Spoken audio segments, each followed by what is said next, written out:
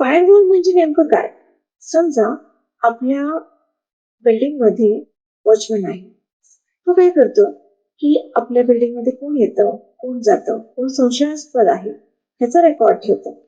आणि जर का त्याला कोणी संशयास्पद म्हटलं, अनऑथराइज वाटलं, तर त्याला आपल्या बिल्डिंगमध्ये एंट्री देत नाही. अशाच पद्धतीचं काम नेटवर्कमध्ये फायरवॉल करतो.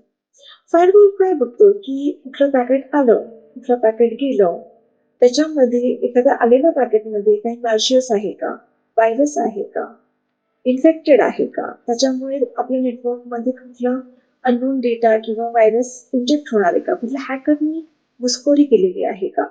फायरवॉलचे 4 प्रकार आहेत.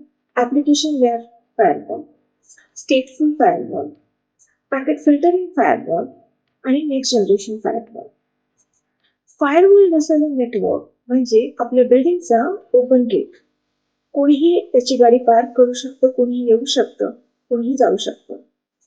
जर का तुम्हाला नेटवर्कमध्ये फायरवॉल कसं काम करतं, त्याची प्रकार काय आहे, त्याची हिस्ट्री काय आहे, हे जाणून घ्यायचं असेल तर माझ्या पिनॅकल भाग्यश्री थोरात या चॅनलवरती पूर्ण व्हिडिओ बघायला विसरू नका आणि माझं चॅनल सबस्क्राईब करा. धन्यवाद.